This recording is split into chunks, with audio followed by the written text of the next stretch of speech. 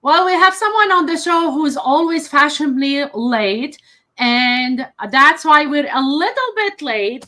But I do have something to do before we get into the episode. So I just received something pretty cool. It's a sleek little card called a dot card, and it's about to change how I share my info, and you should be trying to do that as well.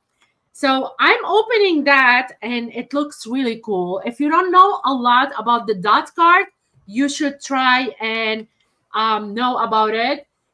It works like magic. You just tap it to someone's phone and they can scan the QR code and boom, like in no time you can have the contact info, social media, and links pop into they pop instantly. No app needed, no awkward typing, nothing.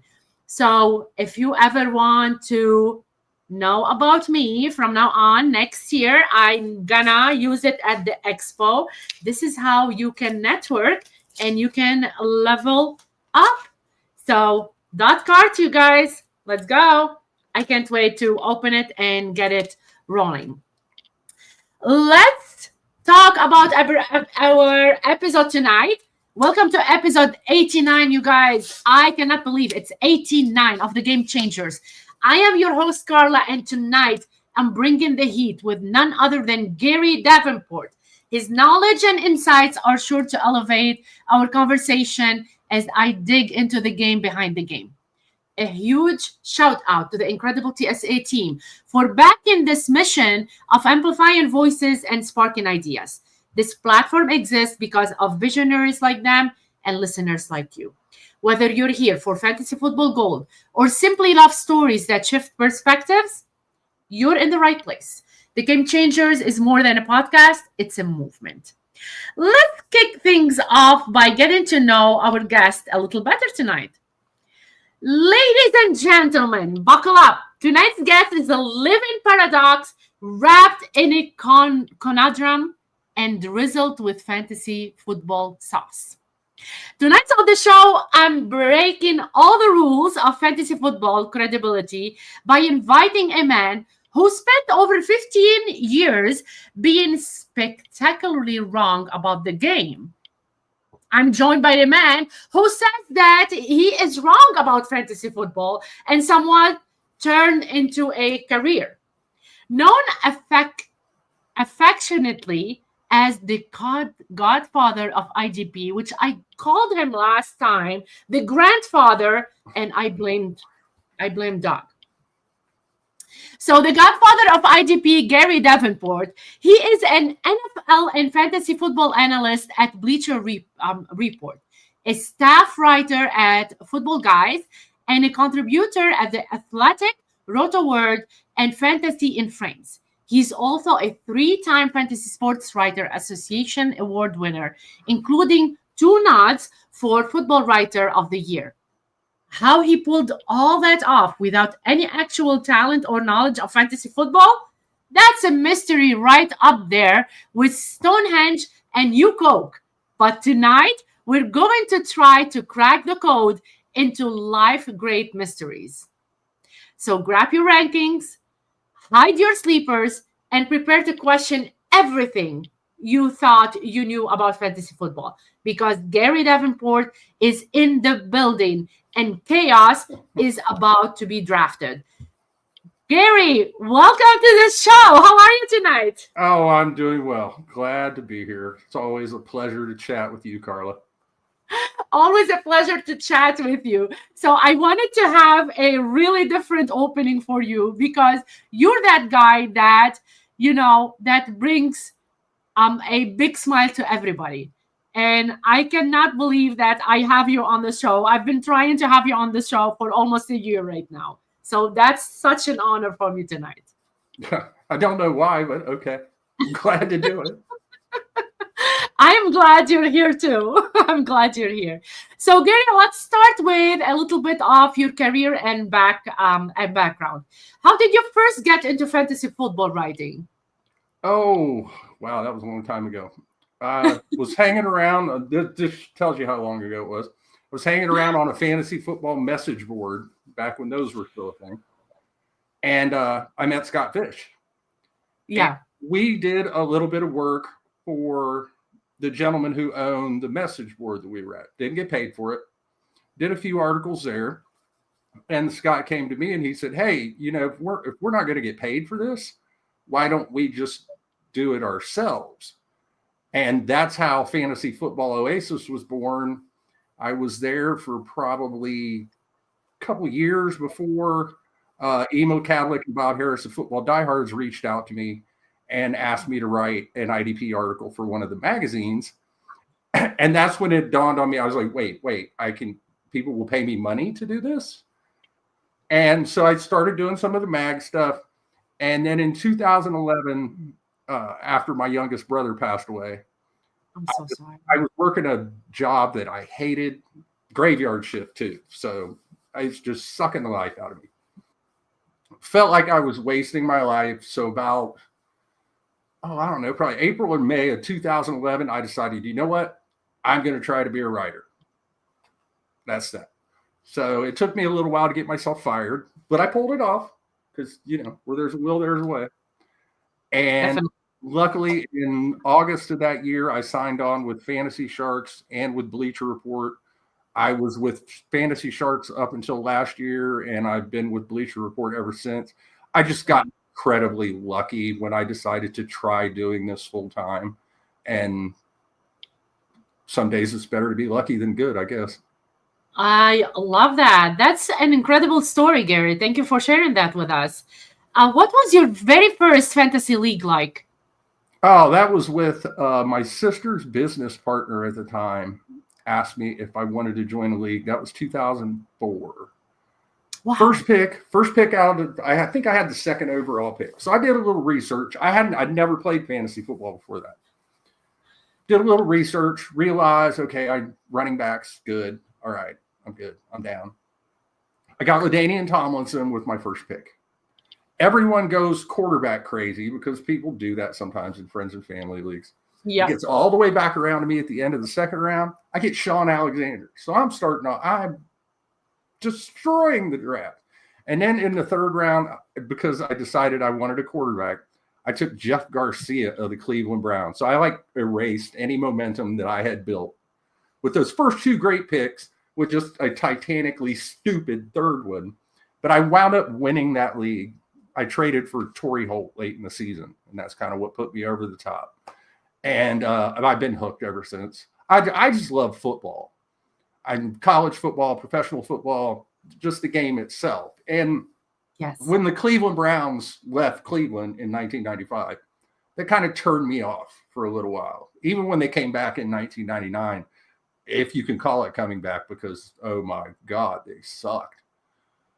It just wasn't the same. And honestly, fantasy football rekindled my love of the sport. And now I watch it. I'm almost constantly either watching a game live or going back through NFL Plus and looking at all 22 film, or I watch a ridiculous amount of, I'll watch like some meaningless MAC game on Wednesday night, like Western Michigan against Toledo. No one cares. Oh my God. And I'm sitting there like, all right. Oh, good throw. Oh, look at that blitz. I'm a degenerate. I love that. I'm just a complete degenerate. That's awesome. I mean, I've learned about the game like 3 years ago. I wasn't into football because I wasn't born here, so I don't know too much about football. I'm so much into soccer and basketball, and I played sports my whole life. And then I found football, and I watch like practically every single game. And then I do watch college football. I love college football as well. So I do agree with you. College football have a different taste when you sit and watch it. It's really different. Well, I live in Columbus, Ohio, so you kind of have to. They give these light up signs out to every resident of the city, and if the cops show up and yours isn't lit, they beat you with their batons. You kidding? Yeah, I'm kidding. What? I'm glad I don't live there, but still, that's a good idea. You have to let it out every single time. That's crazy. I love that. So tell me, I gave you a nickname last week, the grandfather of IDP. And then I got called that you're saying it wrong. It should be the godfather of IDP. And then I was told to blame Doug Orth about it. And he told me to call you the grandfather of IDP. So I'm going to keep blaming him, honestly. And what by saying I'm blaming him, he's already like here next to me. Like he just opened the door. Go to hell. And he's looking at me. He's gonna jump like at me right now. Go to hell, Doug. Wow. And hello world, this is the Gary Davenport I know. He's a good guy, but his bedside manner sucks. Well, I'm not a doctor. So tell me, who gave you that nickname, the Godfather of IDP? I'm not entirely sure. It happened, it's been probably 6-7 years back. People started calling me that. I'm not completely sure who was the first. And at first I hated it. I was like, no, I'm not Godfather. Because there are IDP analysts who are still in the game, who have been doing it longer than I have. Like John Norton at Football Guys has been doing it much longer than I have. But after a while, I mean, people kept calling me that whether I wanted them to or not. So at some point, I just went ahead and said, okay, I'm the Godfather of IDP. Listen, Gary. James is saying, personal space. Did you see how uncomfortable Carla got? Personal space, Doug. Personal space.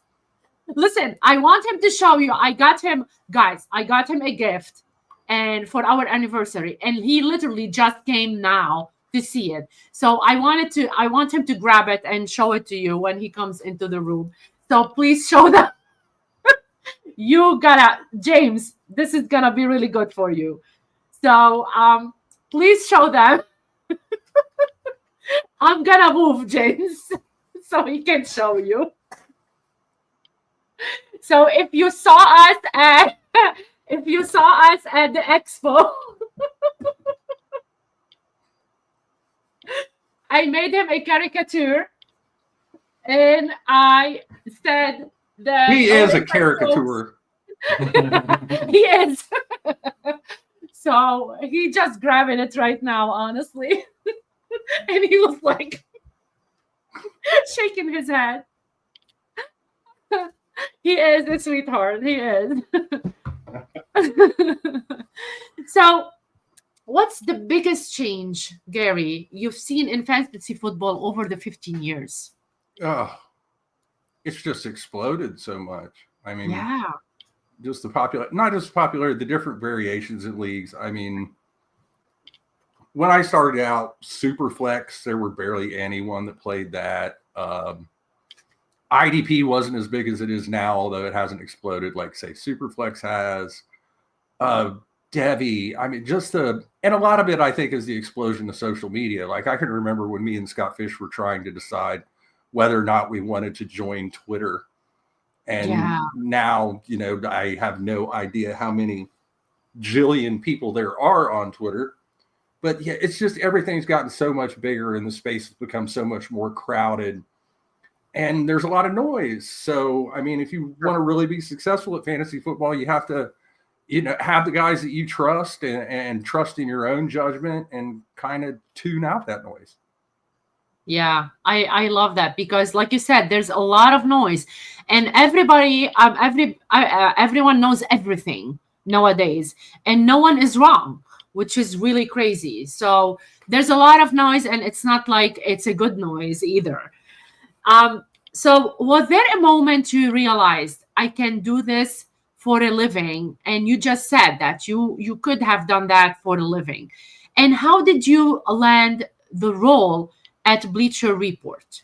I think the first couple times that I really had like, I can do this moments were I went to Vegas in 2015 for the 2014 Fantasy Sports Writers Association Awards. That was the first time I was ever a finalist for an award. And back then, the winter conference every year was in Vegas.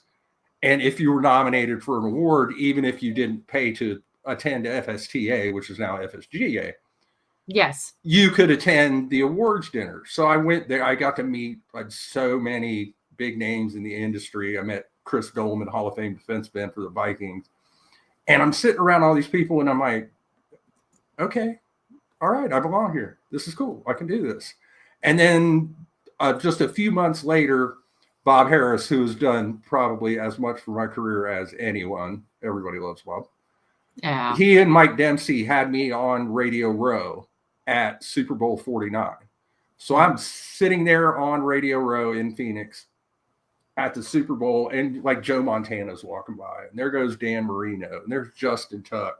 And I sat on a couch and talked to Luke Kuechly about defense for like 10 minutes while we were waiting, because he was waiting to go on Sirius NFL radio, and I was waiting to go on Sirius Fantasy Radio. And I walked out of there just kind of like in a daze. Like, is this really my life?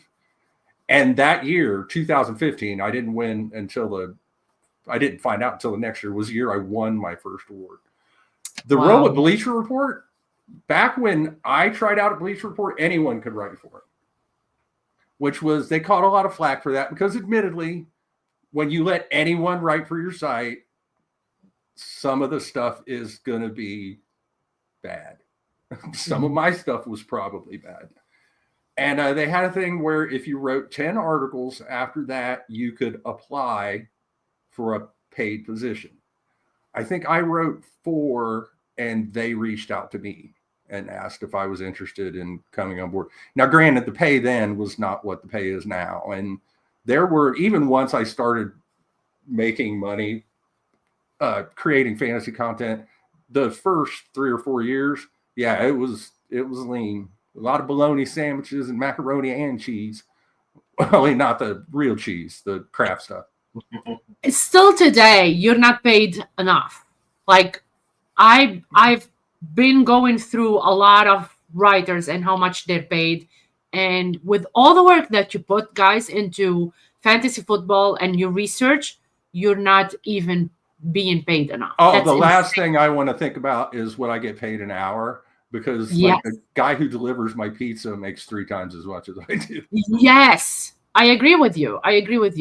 And you put a lot of work into this. So hopefully at some point you guys can be paid. Hopefully here in a couple hours, I'm going to win that $1.3 billion Powerball jackpot. And then I ain't going to give a damn.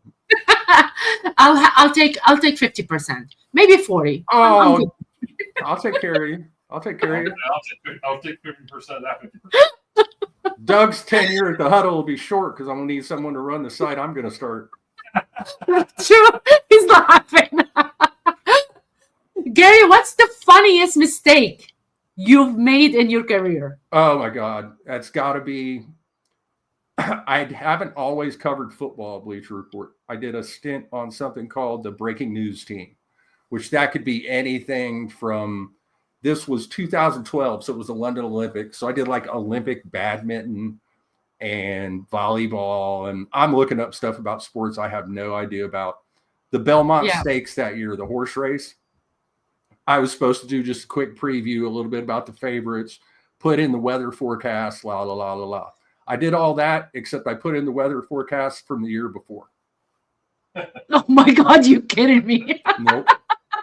The thing is, it was the exact same weather forecast. So it's not like that weather forecast said it was going to rain and it was sunny outside. Both days were sunny. Both days were in the low 80s. It was essentially the exact same forecast. I just picked the wrong. Oh, my editor was, whoo. Yeah. I think I still have bite marks on my ass from that one. He was not happy at all, it seems.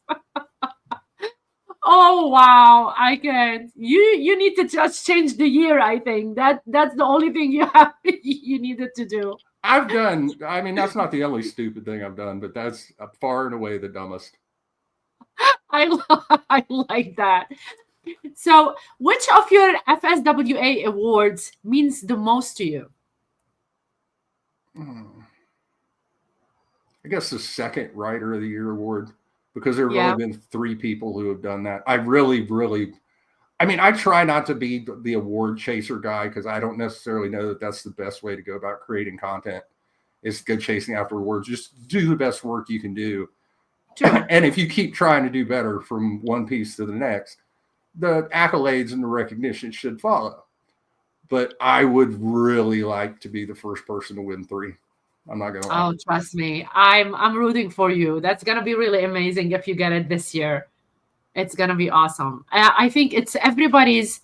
I know that you guys are amazing and great in what you do, but it's everybody's dream to be put there to be the writer of the year. When And I was a you. finalist for the Fantasy Sports Writers Association Hall of Fame, I Yes. laughed so hard. I was like, "Wait, me? What? That can't be right. I didn't You get in. deserve it. I didn't get it. No, I don't. Stop. There are dozens of people who deserve to get in ahead of me. Oh, I'm sure you deserve it too. If they didn't find something special in what you wrote, I don't believe you could have made it. But No, I'm special. you are special. Always, Gary. Always. Somehow I feel like the kind of special that me and Doug are thinking about and the kind of special that you're thinking about are 2 different kinds of special. True. Well, we'll see about that after tonight of what he did. So, what's the most common mistake fantasy managers make? Oh. Are we talking about like in drafting or like in season management? Yeah, we can talk about like your draft philosophy in general, or what they can what they make. I think when people draft, the easiest mistake people make is they overvalue quarterbacks and take one way earlier than you need to. Yes, you were talking about that. In season, probably the biggest mistake people make when they're setting their lineups and everything is they overthink it. And they just keep poring over the lineup decisions. And I do it too. And without fail, if I get online, I set my lineups on Saturday usually while I'm watching college football. Unless there's an injury, if I get online Sunday morning and decide to change my mind and I'm going to flip guy A for guy B because I decided late Saturday night that guy B is a better idea, it will blow up in my face every time.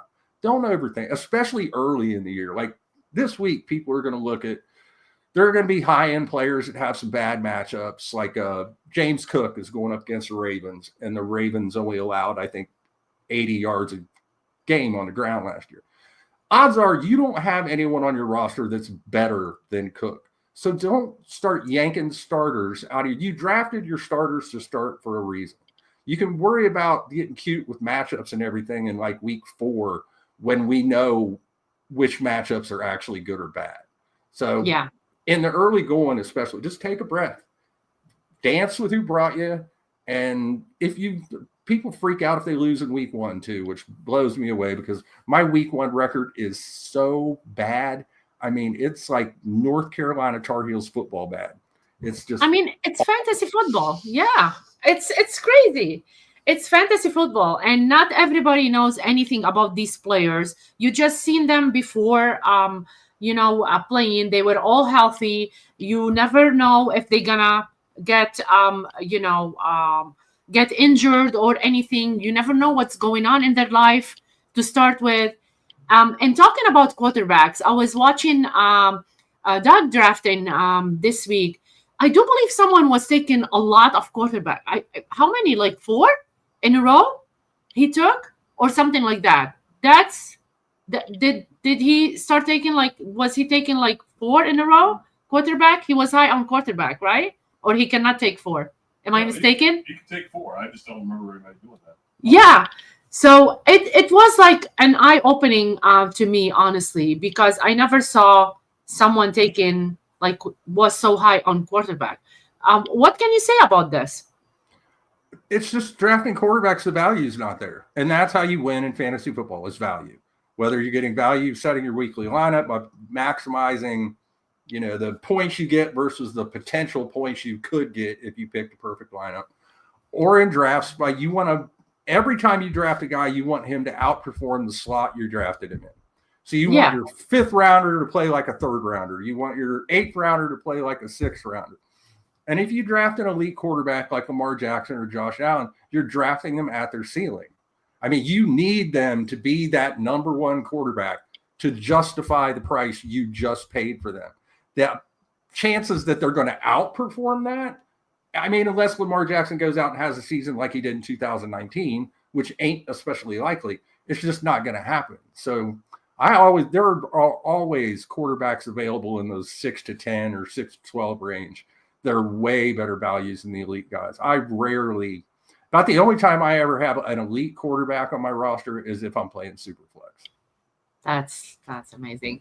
One more question, and I do believe that you responded to Doug by like dancing in a Jeff and like sneaking away. So what's your intake on Justin Jefferson falling into 1.11 or later in one of the drafts that he did? So what's your intake in that? That was an eye opener as well. That's robbery. That's theft. He should be put in jail. He should be put in jail. Yeah, because he stole him. Jefferson's my wide receiver too. The only wide receiver I have ranked higher than him is Jamar Chase, and it wouldn't surprise me at all if Jefferson outpointed. We've seen what JJ can do. I don't understand how people can say, what wide receiver are you legitimately going to put ahead of Justin Jefferson who isn't Jamar Chase? I don't understand that. That was really like great for him. He came out of the room and he was like so happy, like from ear to ear. And I told him definitely, I'm like, I'm your like lucky charm. So I think we've established that. He doesn't believe it, Gary, but I always tell him that. I always remind him. Just because he don't believe it don't mean it ain't so. Tell me, how do you evaluate rookies for fantasy purposes? Oh, I guess it depends on the rookie. Generally speaking, people tend to overvalue rookies. It's just natural. The shiny new toy. So, like, I think Ashton Janty is going to be fine in Vegas. I think Travion Henderson can be great in New England if he gets the touches, but that's a fairly sizable if. Amari and Hampton, I've been out on since early in the summer just because Najee Harris is lurking like Freddy Krueger in the background, going to murder your dreams. And now all of a sudden, Harris hadn't practiced all camp, all preseason, eyes all messed up, fell out of his head. He's never going to play. American Hampton season. Now all of a sudden, Harris is cleared for full contact, and he might play Sunday.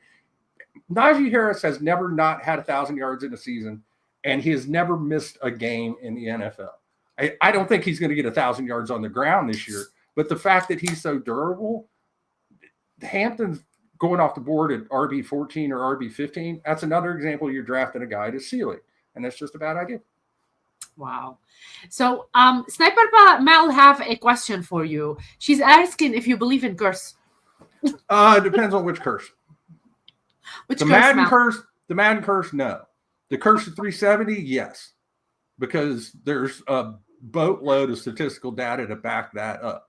If a running back has more than 370 touches in a season, the odds are overwhelming that he is going to regress statistically the following year. Yeah. If a guy has 2,000 yards in a season, the odds are overwhelming that he's going to regress statistically the following year. If a guy leads the league in rushing, the odds are pretty overwhelming that he is going to regress statistically the following year.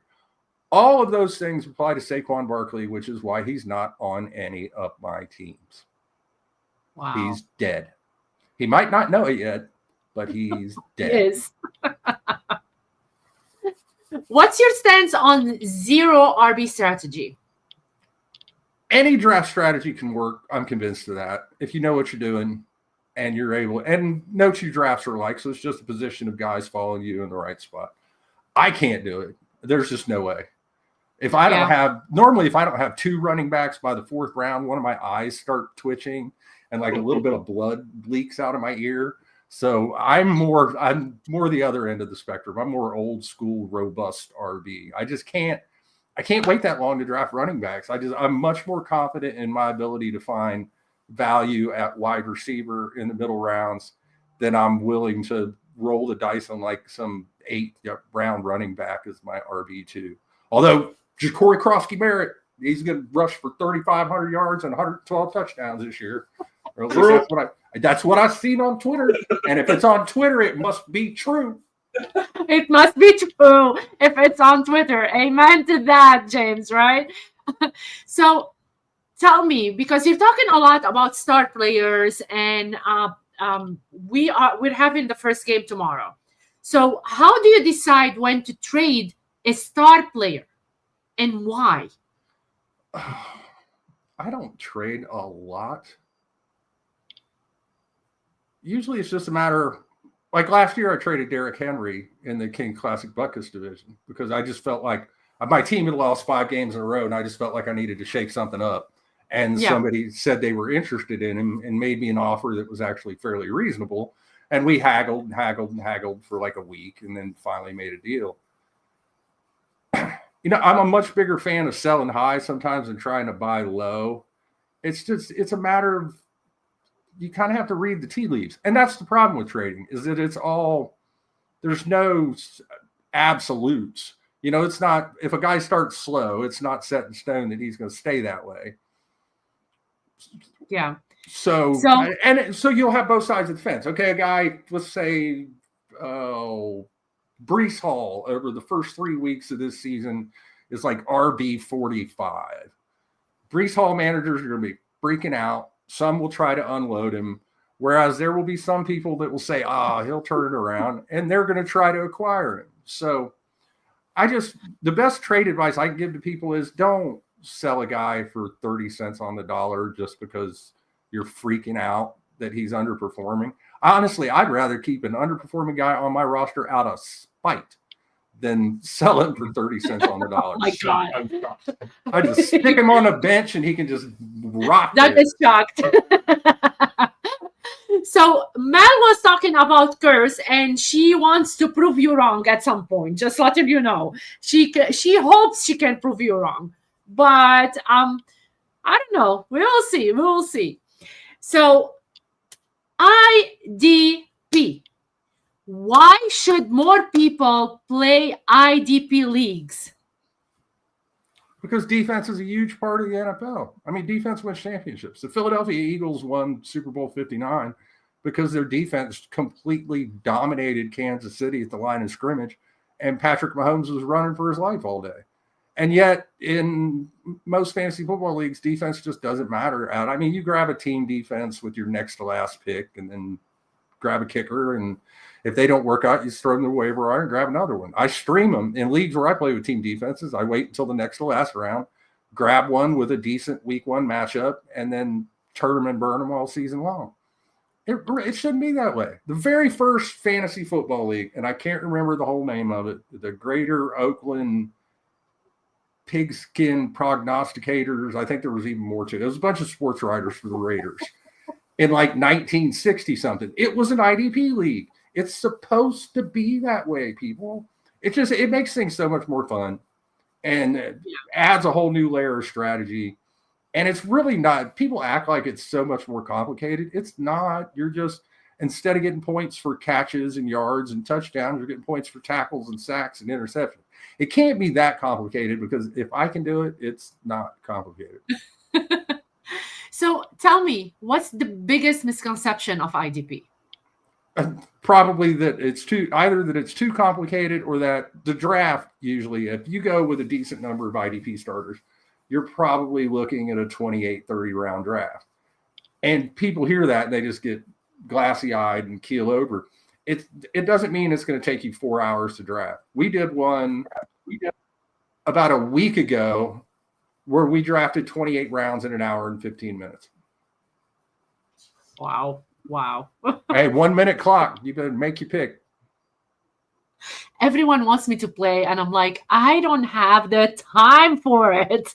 Like, you guys sit and draft sometimes more than 4 hours. I wouldn't be sitting and drafting that long. It's not going to take that long, because we had to go to a clock this year in Buckus, because that's really cool. That's really cool if you're on the clock. The first, I think we were like 14 rounds in, and we'd been there 3 hours. And I was like, we're not going to make it. This ain't good. So we went to a 1 minute clock, and bang, So I think we might do like a minute and 15 seconds next year. But yes, we're doing a clock. Absolutely. Unfortunately, I can't leave them unsupervised, or they'll just sit there and stare at their computer like. Listen, do I want to pick that guy? No. Well, some people, if you give them 10 minutes, they will like take all 10 minutes on the clock. Absolutely. They will pick the last second. So 1 minute, it's working. I love that. It's brutal. I can't. It's too much. So tell me, who's the most dominant IDP player you've ever rostered? Oh, that's got to be J.J. Watt. Yeah? Defensive end Houston Tech. He had seasons where not only did he blow away every other defensive lineman, but he blew him away by the way Travis Kelce did at tight end in his heyday. He's the only guy in NFL history that's had 20 sacks twice. So, yeah, I got to give that nod to JJ. Nice. How do you rank defensive players compared to offensive ones? It depends on the scoring. I mean, in a lot of leagues, I would say your top IDPs in a fairly standard IDP league, odds are the IDPs are going to stop coming off the board between round 5 and round 7, depending on who's the guy that pops the seal and how many people follow suit. But in Buckus division, because the scoring there, the top IDPs score every bit as much as the top offensive player. We had 3 or 4 defensive guys drafted in the first round. So it's just a matter of, you need to know how the IDPs stack up against one another, how the positions are valued relative to one another, same as on offense. And then you just need to take a look at how your IDPs score relative to the offensive guys. Like if the top IDPs score like a wide receiver 3, well, then you know that when those wide receiver 3, once you get to say wide receiver 25, 26, that's maybe when you think about taking that elite linebacker. Oh. Do you think IDP will ever go mainstream? Probably not. I mean, Why not? I'd love to say that it will. And it has grown a lot since I started. I mean, there are so many more pundits covering the IDP space. That's actually one of the reasons I picked IDP when Scott and I started Fantasy Football Oasis. And he picked Devy leagues, which, never mind. As far as I'm concerned, Scott Fish invented Devy leagues because I had never heard of the damn things before then. So he wins. IDP existed before me. We figured when we started the site that if we kind of catered to a little bit more of a niche market, that we might be a bigger fish in a smaller pond, that we could make a name for ourselves maybe a little bit quicker. And even then, we weren't looking to make any money. We just wanted to write and, maybe have a couple people say we don't stink. But we haven't seen that jump from IDP. I mean, I'd love to be wrong. I mean, if you'd asked me 12 years ago if Superflex would be as big as it is now, I'd have probably have said no. So. Yeah, you never know. With everything that's going on with AI, with everything, it might be. You never know. So what's your favorite IDP scoring format? I tend to like to keep it balanced. Yeah? Yeah, keep your tackle. It's all about your tackle to, I don't want to drown people in minutia. It's all about the ratio between your solo tackles and your big plays, like sacks, interceptions, that sort of thing. You want to keep that between 3-1 and 4-1. If you do that, then your defensive linemen and your defensive backs will get a little bit of a bump. And linebackers are probably still going to be the most valuable position. But if you play in a tackle-heavy format, then it's just linebacker, linebacker, linebacker, linebacker, linebacker, and the other 2 spots are kind of afterthoughts. And it's kind of the same way as, if you play in tight end premium, the tight ends get a boost. Or if you play in a league where the PPRs graduated, maybe that boosts wide receivers or running backs, depending on which way it's graduated. There are so many different scoring formats that just player evaluation is all about the first rule of fantasy football, whether you're playing standard leagues, IDP, Devy, college, cricket, whatever. Know the scoring. Go in and look at the scoring for your league. Do not assume that league is like every other league you're in, because assumptions are the mother. So when I asked you to be on the show, you thought it was Thursday night, and you're like, it's gonna be the first, like game, but we can make it work and stuff like that. But what I'm gonna ask you right now is which NFL team is the most fun to watch right now, especially that you wanted to watch the first game ever with Oh, NFL the Thursday night. most fun to watch. Yeah. That's a really good question. You got to go team with an explosive offense. And I can't say the Baltimore Ravens because I'm a Browns fan. So for me personally, I'm going to say the Detroit Lions, if only because Lions fans suffered for so long. True. And now they have a legitimate Super Bowl contender, especially if that defense can come together. I don't hate the Bengals, James, but I don't love them. My brother was a Bengals fan. And they've got a great offense. It's just Cincinnati's defense sucks. And that's going to be a problem for them this year. So, yeah, the teams with explosive offenses are what most people are going to enjoy watching. I love watching great defense. So, I enjoy watching Sean McDermott and the Buffalo Bills, or Denver's defense should be really good this year. But week 1 is not going to be the week to watch Denver because they're playing Tennessee, and Tennessee is not good. What's your intake on Kansas City, especially that last year they played like 3 years in a row, and people were hopeful that they're gonna win all 3 years back to back, and then the game started, and I literally looked at them playing, and I said they're not even gonna win. So, what's your intake on that, especially that you are already there, you can win, but you didn't even give it your all? What's your intake on a team that not given their all at the end of the year, and especially that their fans, they wanted that win? That's not the first time it's happened to Kansas City in the Super Bowl. I mean, Patrick Mahomes has played in 5 Super Bowls, I believe. He's won 3 and lost 2. And the 2 that he lost to Tampa Bay and to Philadelphia, they got their heads kicked in both times. And both times it was for the same reason, because Tampa and Philadelphia were both able to get pressure on Mahomes without blitzing. Just send 4 guys, which means you can drop 7 guys into coverage, which means he's not going to have a wide open safety valve that he can throw to every play. Kansas City appeared to try to take steps to remedy that in the offseason. They spent their first round pick on Josh Simmons, the tackle out of Ohio State, who is well ahead of his recovery from, I think he tore his patellar tendon. He's way ahead of where I thought he'd be. I mean, if he's 90% of what he was before he got hurt at Ohio State, he's going to be Patrick Mahomes' new best friend. Pat Mahomes will buy him a car. But the road to the Super Bowl in the AFC still goes through Kansas City. It's going to go through Kansas City until Joe Burrow's the only one that's done it. Josh Allen, he ain't done it. Lamar Jackson, he ain't done it. So until one of those other teams, if you ask me who the favorite to represent the AFC in the Super Bowl is right now, I'm going to say the Kansas City Chiefs, because they keep going to the Super Bowl. How many AFC championship games in a row have they played in? Like 32? They did a lot, and they're really a good team, and I love that their coach is taking care of them first. That's what I love with that team, because if someone is injured, they don't push them in, which is really important to me to see. But at the same time, they're not giving their all when they're playing, because they're too much into their head. With saying that, who's the most underrated player in the league that you can see and you want them to be out there more? Oh, underrated player. Oh, that's another really good question. I'm always surprised how little respect Jared Goff really gets. And I mean, fantasy football circles and NFL circles. I mean, he's played in a Super Bowl.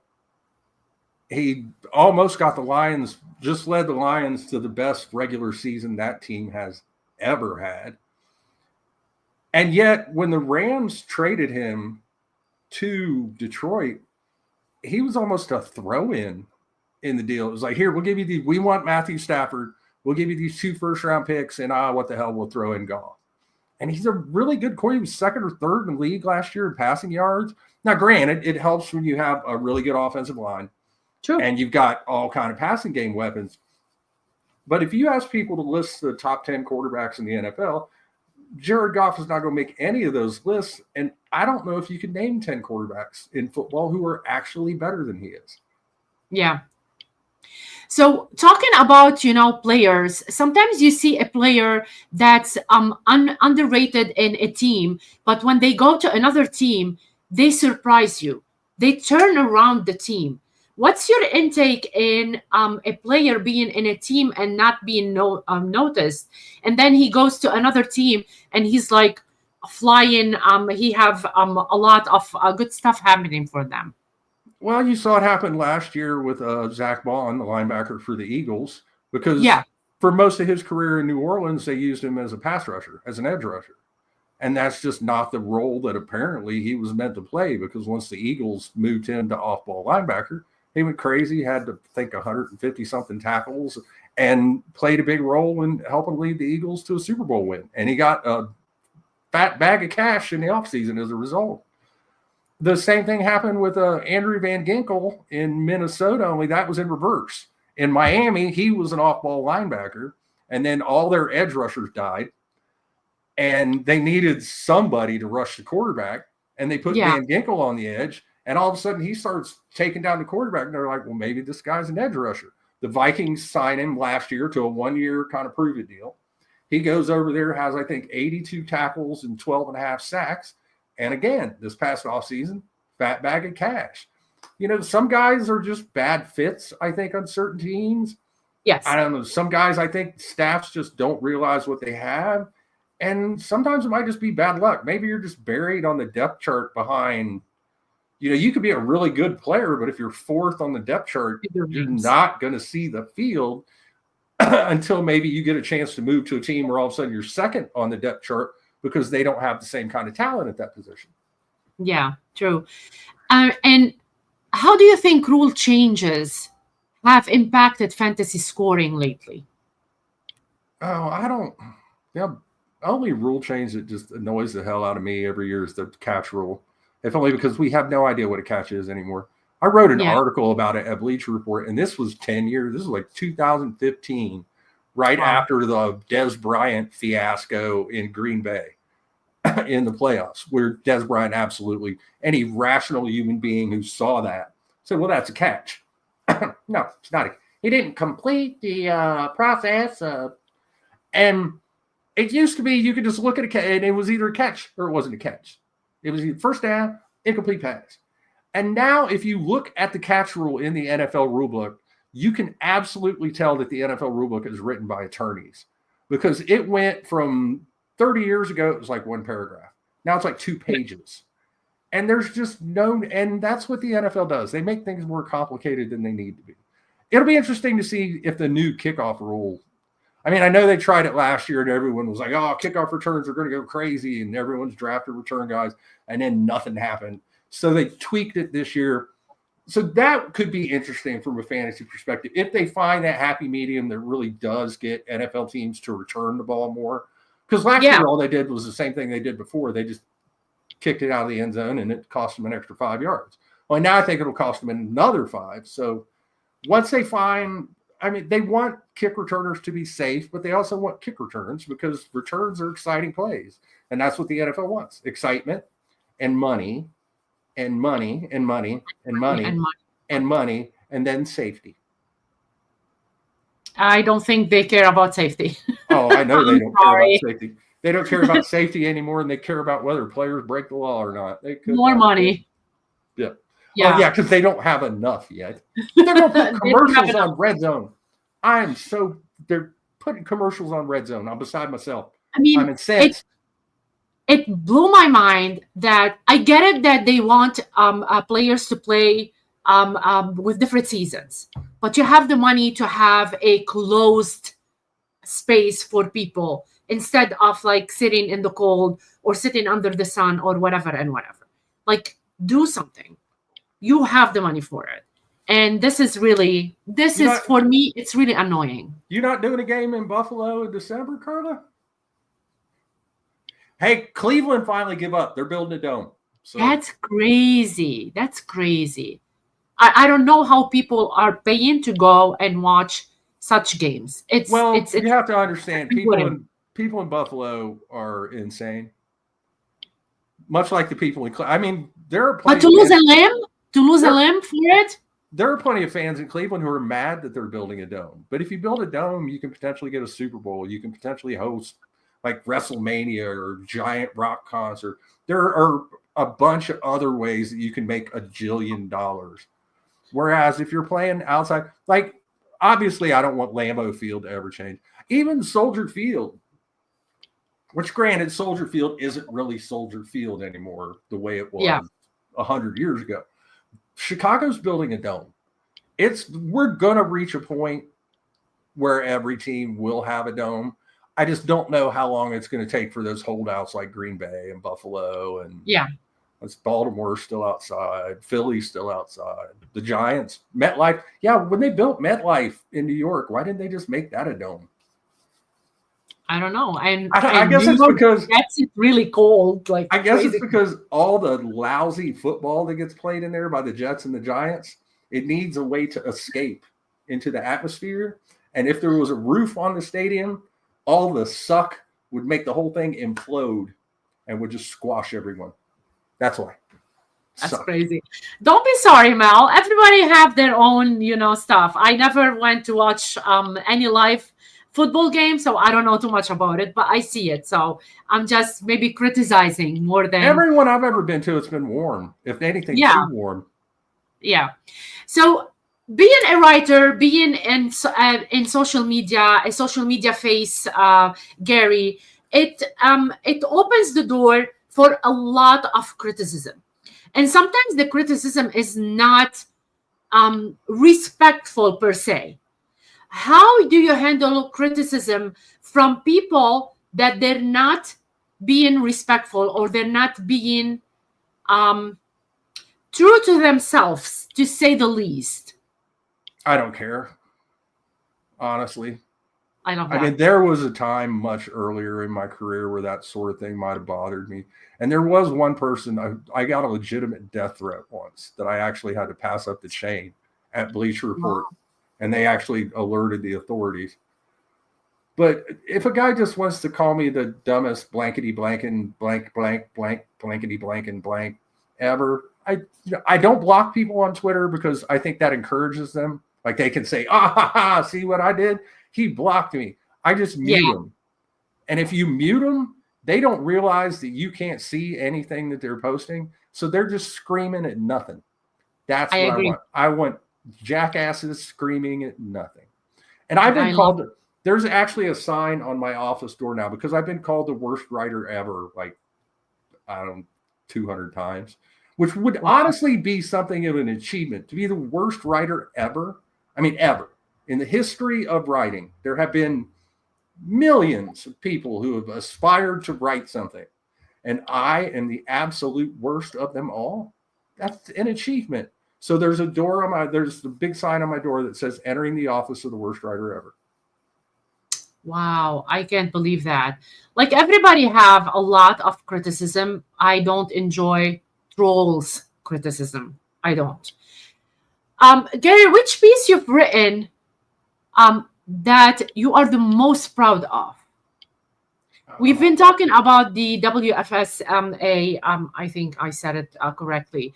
That you are proud of that. But is there something else that you're really proud of that it took people's eyes and they told you that it's really good? I really enjoyed that catch rule article that I wrote back in 2015 because I spoke to like Tampa wide receiver Bird. I talked to some players and some officials and actually I felt like a journalist while I was doing it.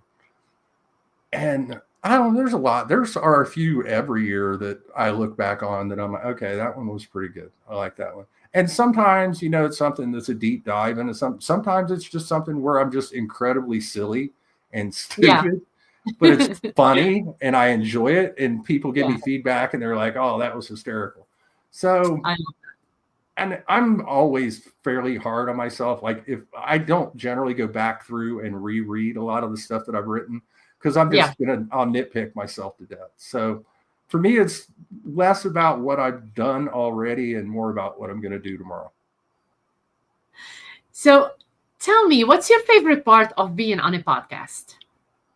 Well, obviously spending time with you.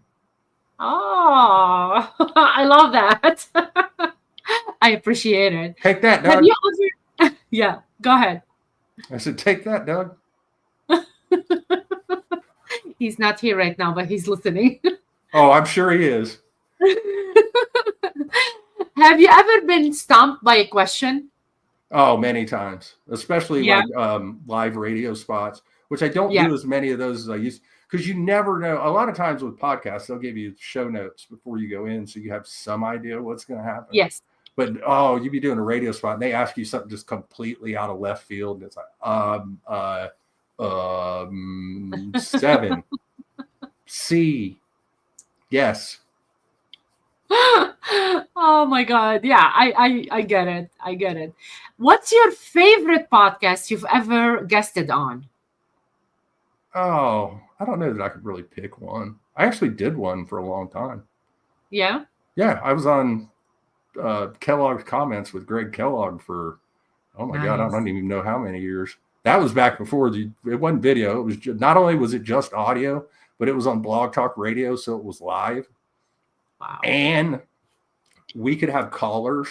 So you would get people who would call in just to troll and just unleash obscenities onto the airwaves. And you'd have to dump them. Yeah, it was good times. But like, I got to interview a bunch of players doing that. Like we talked to Keenan Allen. We talked to Keenan Allen when he was coming into the league. We got to talk to Deacon Jones, God rest his soul, Hall of Fame edge rusher. And all the time doing that made me a lot more comfortable doing stuff like this. Or if someone asked me to come on the radio, I'm not uncomfortable doing that. Whereas, back when I first started doing it, it felt weird.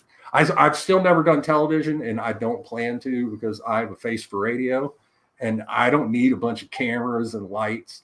I have a feeling that I would just freak out, just deer in headlights. Well, you're looking great. You're not freaking out. That I'm loving the episodes right now. What's the most unexpected question you've been asked? Oh, wow. That one? Good one. That's a good one. Let's ask some like fun questions, and let's see what your answers are going to be in that. Okay. So tell me, what's your worst fantasy football loss history? My worst fantasy football what? Loss story. Oh my God. I lost the championship game once by like 0.16 points. Huh? I would rather lose by 100 than lose by I agree with you. Yes. I can't. If I get blown out, I can be like, okay, that team's just way better than I am, or my team sucks, or whatever. But to lose by like 0.1 points means 1 yard. It means you lost by 1 yard. What happened? All the players, I can't remember. I probably blocked it out. It was too emotionally traumatizing. But I've got plenty of those. And I've had ones where I've won a game by like a quarter of a point. It just goes with the game.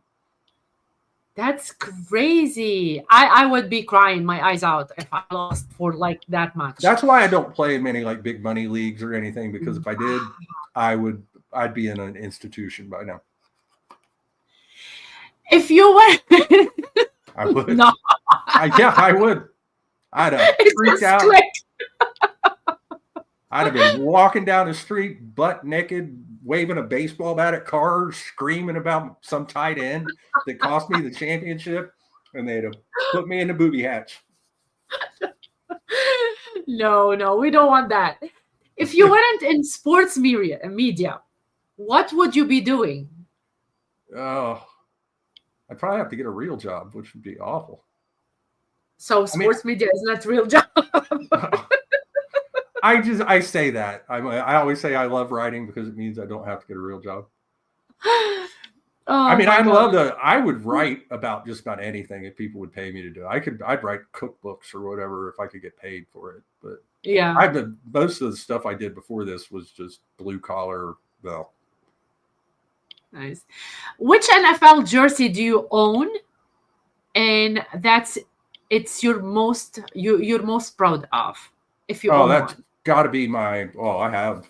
I don't know. I wear a different one every year to Buckus now, so I've got 3 from Yeah. that. I don't know. I probably have 10 or 12 at this point. It's got to be my Cleveland Browns Jim Brown throwback jersey that my better half got me for Christmas one year. It's very nice. It's very nice. It's so nice that I haven't worn it because I'm afraid I'll like spill chili on it or something and have to commit seppuku. You should put it maybe in a and put it behind you.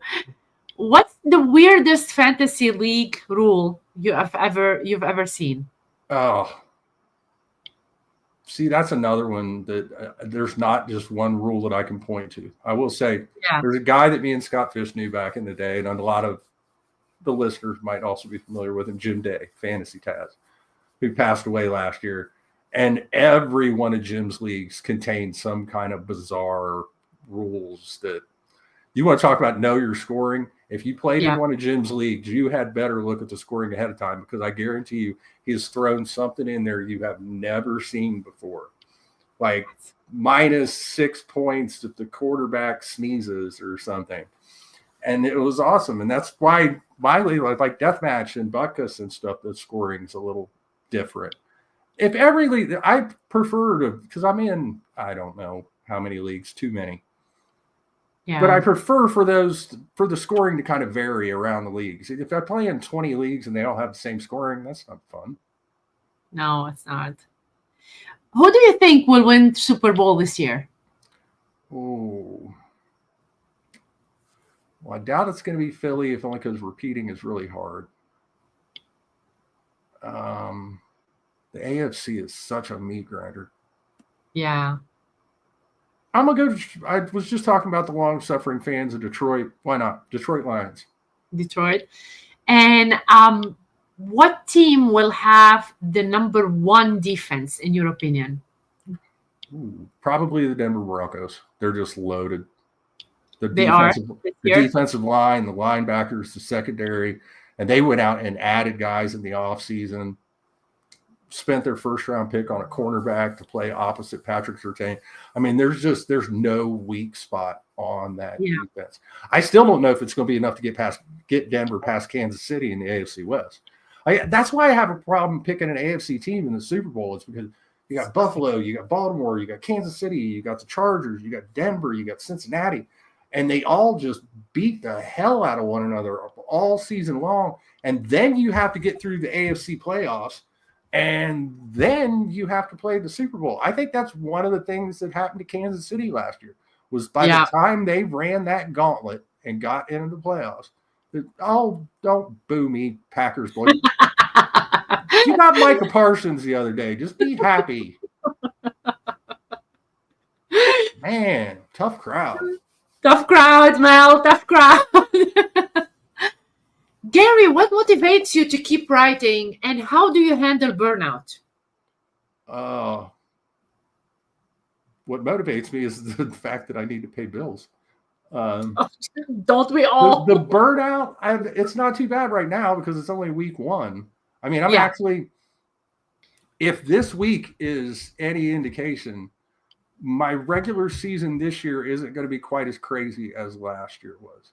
Yeah. Last year on Mondays, I would wake up about 9 a.m. Monday morning and work until about 5 a.m. Tuesday morning. Now, granted, I'll probably work 90 plus hours a week this year. By the end of the regular season, I'll have written over 200 articles just since the season started. Yeah. But I don't mind it. It's just writing has always come really naturally to me, and I have an opportunity. Not only do I get to write for a living, but I get to write about something that I love, which is football. So the long hours, they aren't so bad. I mean, that's not to say. Trust me, by week 14, I'll be like, "Oh God, please, we're done." Yes. And then when it's done, you're starting like, when it's gonna come back. Right. It ends, and 2 weeks later, I'm like, I'm bored. I want something I to do. know. When's the expo? I know. So tell me about the expo. How many years have you been to the expo, Gary? I have been to every expo / King's Classic since it started. I'm an OG. You kidding me? Did Yeah, you ever won the King Classic? No. I blame Doug. No. Come on. The closest I ever got in Blanda was the semifinals of the auction one year. And and I lost the first championship game in Buckus. But no, I've never won I don't have a belt yet. Oh, I'm gonna get one before I die. That's like number 2 on the list of things I have to do before I croak. Hopefully you're gonna sail till like 150, and I'm rooting for you, like literally rooting for you to have that belt. I thought you won at the expo. Nope, never have. Wow, crazy. There's a lot of people there that I love seeing every single year at the expo. What can you tell someone that never went to the expo before, Gary? Oh, go. It's a riot. It's just fun.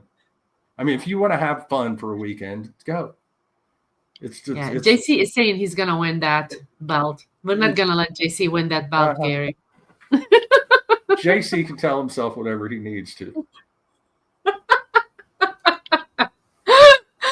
Oh my God. I can't. Like, this is the best episode ever. I love all my guests, and it has been an hour. I don't want to even like finish the episode because I do love you a lot, and you know that. And every single year I wait for the expo to just come and take a picture at the expo with you. Because you're always like dressed up differently. You're always like showing up in a different like other than anybody else. Care to be different every single time. Care to be different, Gary. So what makes you dress up that day at the expo every single Sunday that we don't see it in a lot of people?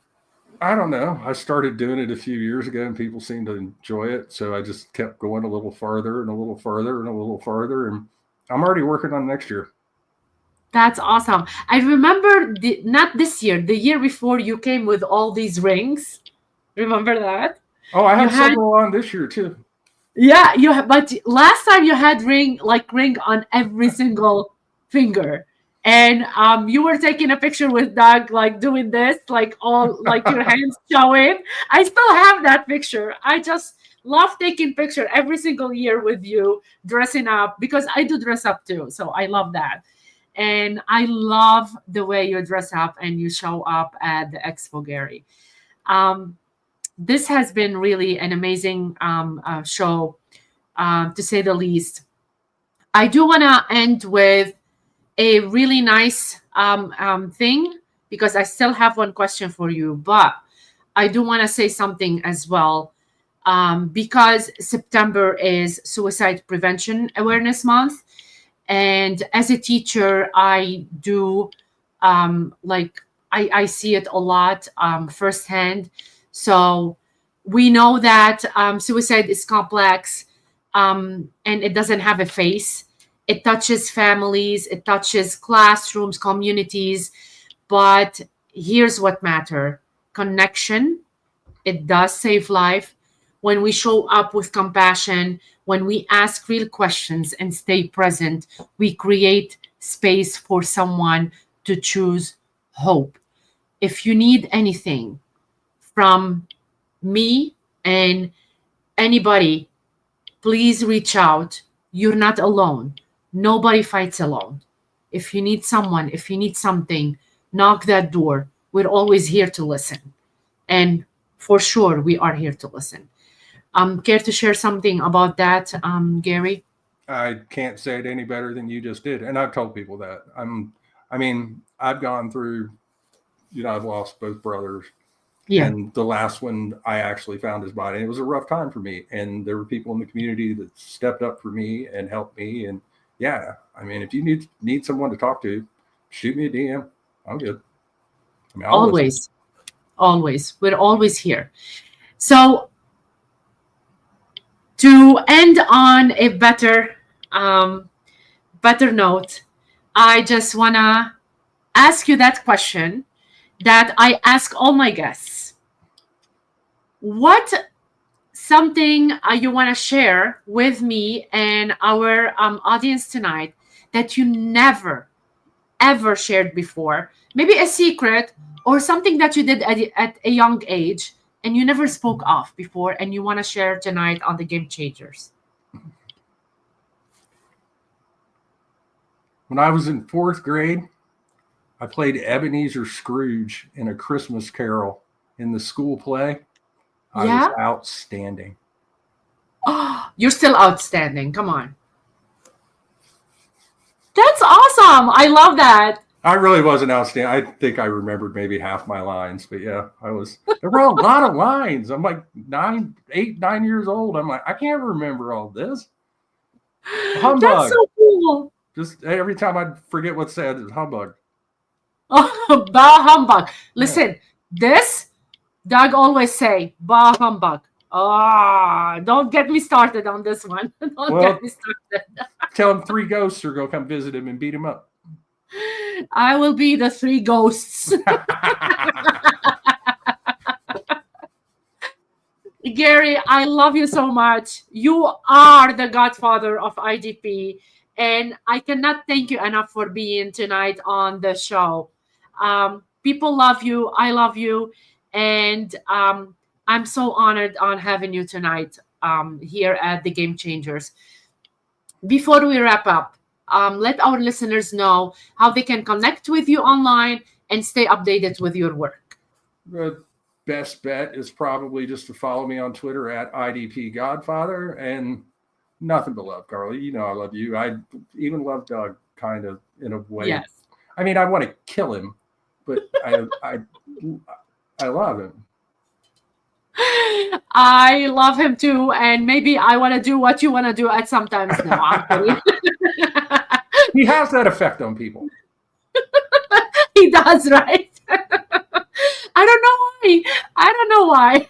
He's just an amazing person. He's so much like you. Like you guys are down to earth, and you're welcoming, and you're loving, and compassionate, and this is what's important. And the world need more like you guys in this world. So thank you so much again for being on the show, Gary. I appreciate your time a lot.